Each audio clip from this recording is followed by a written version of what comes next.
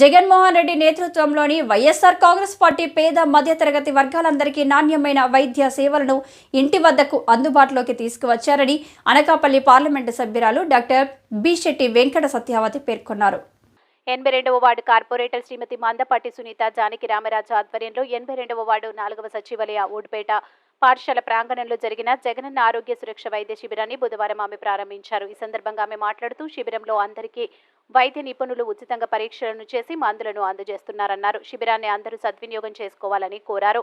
82వ ward corporator శ్రీమతి మందపాటి సునీత మాట్లాడుతూ ముఖ్యమంత్రి వైఎస్ జగన్మోహన్ రెడ్డి నేతృత్వంలో రాష్ట్రాలకు పేదలకు అన్ని విధాలుగా ఆదుకోవడమే లక్ష్యంగా అనేక సంక్షేమ కార్యక్రమాలు అమలు చేస్తున్నారన్నారు. వైఎస్ఆర్ కాంగ్రెస్ పార్టీ పట్టణ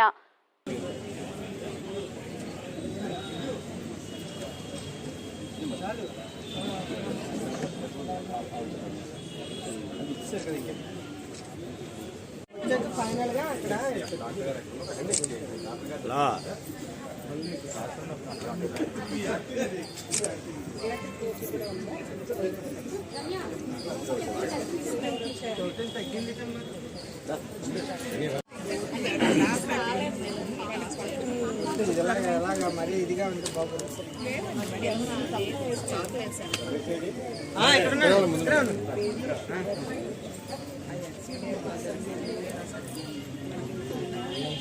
అమర్నాథ్ గారు మేరీ గారి సహకారంతో దాదాపు 3 కోట్ల రూపాయల పనులు నరసింగరాపేట ప్రాంతంలోనే చేసుకుని వచ్చాను కూడా తెలియజేసుకుంటూ మరి బిజీ షెడ్యూల్ ఉన్నప్పుడు కూడా ఈ కార్యక్రమం తాలూకా ఆవశ్యకతను గుర్తించి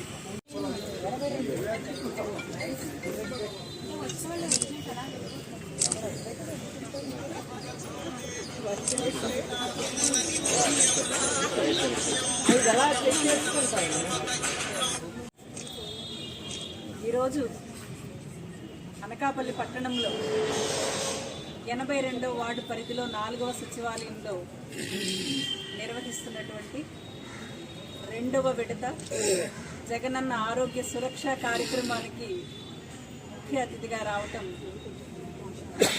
ఎంతో సంతోషంగా ఉంది.